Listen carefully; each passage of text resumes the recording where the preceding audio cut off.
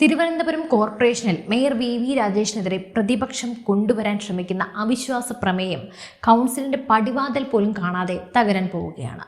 ബി.ജെ.പിയെ ഭരണത്തിൽ നിന്ന് താഴെയിറക്കാൻ കോൺഗ്രസ് അണിയറയിൽ തയ്യാറാക്കിയ തിരക്കഥ ആവശ്യത്തിന് ആളില്ലാത്തത് കൊണ്ടും സാങ്കേതിക തടസ്സങ്ങളിൽ തട്ടിയും പൂർണ്ണമായും പൊളിഞ്ഞു വീഴുന്ന കാഴ്ചയാണ് ഇപ്പോൾ തലസ്ഥാന നഗരിയിൽ നമുക്ക് കാണാൻ സാധിക്കുന്നത്.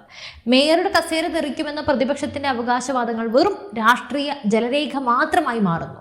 എന്താണ് ഈ അവിശ്വാസ നാടകത്തിന് പിന്നിലെ യഥാർത്ഥ കളി?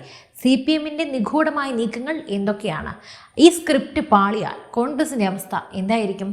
പരിശോധിക്കാം. രാഷ്ട്രീയത്തിൽ വികാരങ്ങൾക്കോ മുദ്രാവാക്യങ്ങൾക്കോ അല്ല വില, മറിച്ച് കൃത്യമായ അക്കങ്ങൾക്കാണ്. ഒരു തദ്ദേശ സ്വയംഭരണ സ്ഥാപനത്തിൽ ഭരണസമിതിക്കെതിരെ അവിശ്വാസ പ്രമേയത്തിന് നോട്ടീസ് നൽകണമെങ്കിൽ കൗൺസിലിലെ ആകെ അംഗങ്ങളുടെ 1/3 പേരുടെ ഒപ്പ് നോട്ടീസിനൊപ്പം നിർബന്ധമായിട്ട് ഉണ്ടായിരിക്കണം. 100 കൗൺസിലർമാരുള്ള തിരുവനന്തപുരം നഗരസഭയിൽ ഈ മാന്ത്രിക സംഖ്യ തികയ്ക്കുക എന്നത് അത്ര എളുപ്പമുള്ള കാര്യമല്ല.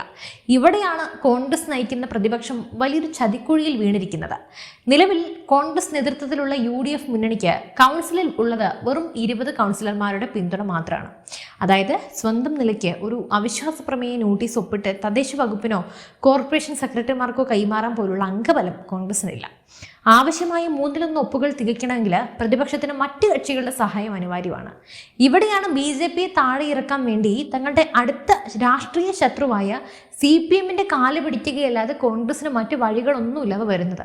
തങ്ങളുടെ പക്കൽ ആവശ്യത്തിന് കൗൺസിലർമാർ ഇല്ലാത്തത് കൊണ്ട് തന്നെ കോൺഗ്രസ് നേതൃത്വം ഇപ്പോൾ CPM സംസ്ഥാന പ്രാദേശിക നേതൃത്വങ്ങളുടെ വാതിലുകളിൽ നിരന്തരം മുട്ടുകയാണ്. നമുക്ക് ഒന്നിച്ചു നിന്ന് BJPയെ താഴെ ഇറക്കാം, പ്രമേയത്തിൽ ഒപ്പിടണം എന്ന അഭ്യർത്ഥനയുമാണ് കോൺഗ്രസ് നേതാക്കൾ LDF ക്യാമ്പുകളിലേക്ക് ചർച്ചയുമായി ചെല്ലുന്നത്. എന്നാൽ തികഞ്ഞ മൗനത്തോടെ കോൺഗ്രസിനെ പൂർണ്ണമായും അവഗണിക്കുകയാണ് CPM നേതൃത്വം ചെയ്യുന്നത്. എന്തുകൊണ്ടായിരിക്കും CPM ഇപ്പോൾ ഈ വിഷയത്തിൽ മിണ്ടാതിരിക്കുന്നത്? അവരുടെ ആവശ്യം ഇത് തന്നെയല്ലേ? പ്രാദേശിക രാഷ്ട്രീയ സാഹചര്യങ്ങളും കൗൺസിലിലെ നിലവിലെ രാഷ്ട്രീയ സമവാക്യങ്ങളും വെച്ച് നോക്കുമ്പോൾ കോൺഗ്രസുമായി ഒരു തരത്തിലുള്ള പരസ്യ സഖ്യത്തിനും അല്ലെങ്കിൽ രാഷ്ട്രീയ വിട്ടുവീഴ്ചയ്ക്ക് CPM ഒട്ടും താല്പര്യപ്പെടുന്നില്ല. സംസ്ഥാന തലത്തിൽ ഇപ്പോൾ കോൺഗ്രസ് ആണല്ലോ ഭരിക്കുന്നത്. അപ്പോൾ അതുകൊണ്ടായിരിക്കാം തങ്ങളുടെ അന്തസ്സിനെ ചേർന്നതല്ലെന്ന് CPM കരുതിക്കൊണ്ട് പിൻവാങ്ങുന്നത്. BJPയെ തോൽപ്പിക്കാൻ പോയി ഈ ലേബലിൽ വീണ് കഴിഞ്ഞാൽ വരാനിരിക്കുന്ന തെരഞ്ഞെടുപ്പുകളിലും അത് തങ്ങൾക്ക് വലിയ രാഷ്ട്രീയ തിരിച്ചടി ഉണ്ടാക്കുമെന്ന് CPM ഭയക്കുന്നുണ്ട്.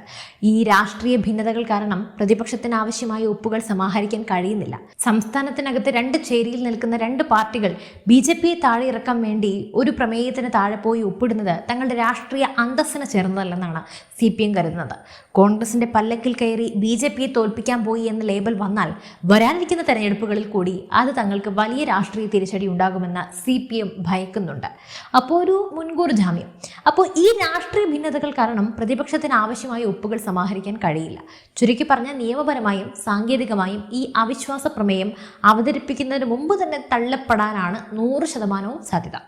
കേരളം മാറി മാറി പതിറ്റാണ്ടുകളായി ഭരിച്ച LDF-ഉം UDF-ഉം തിരുവനന്തപുരം നഗരസഭ BJP പിടിച്ചടക്കിയത് കണ്ട് ഇപ്പോഴും ആ ഞെട്ടലിൽ നിന്നും പുറത്തു വന്നിട്ടില്ല.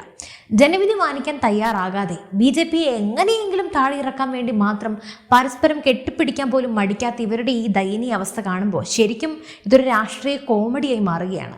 വർഷങ്ങളായി തങ്ങൾ ഭരിച്ചിട്ടും നഗരത്തിലെ ജനങ്ങൾ എന്തുകൊണ്ട് BJPയെ തിരഞ്ഞെടുത്തു എന്ന ആത്മപരിശോധന നടത്തുന്നതിന് പകരം അണിയറയിൽ അവിശ്വാസത്തിന്റെ പുകമറ സൃഷ്ടിച്ച് അധികാരം കൊതിക്കുന്നവരുടെ ഈ കളി ജനങ്ങൾ കൃത്യമായും കാണുന്നുണ്ട്.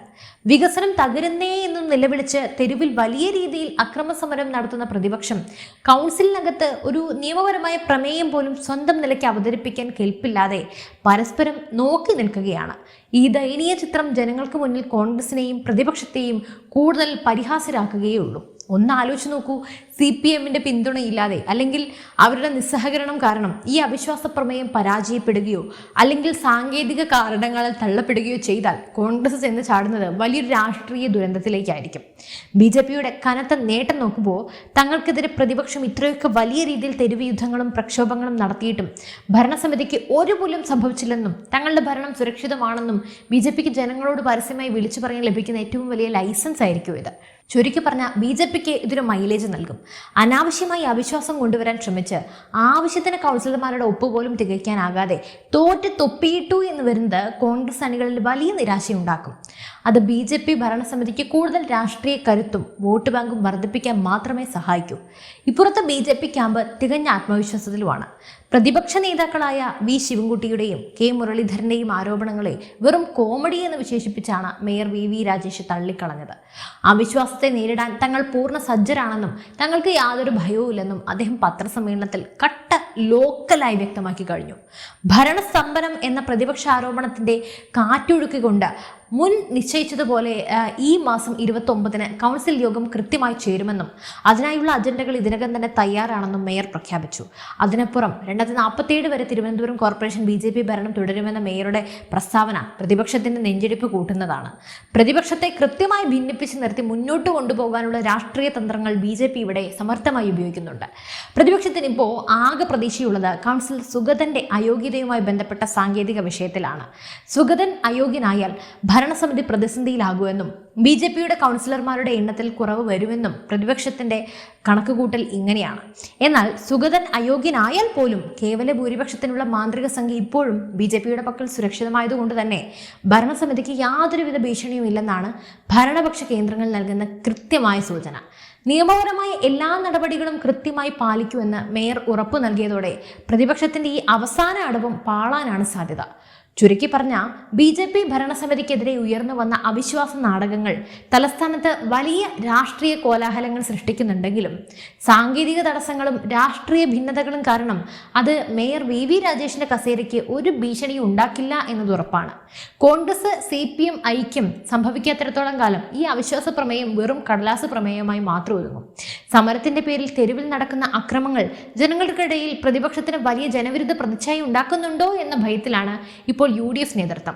സമരമുറകൾ ജനാധിപത്യപരമാകണമെന്ന മേയറുടെ ആഹ്വാനം പൊതുജനങ്ങൾക്കിടയിൽ വലിയ രീതിയിൽ ചർച്ചയായിട്ടുണ്ട്.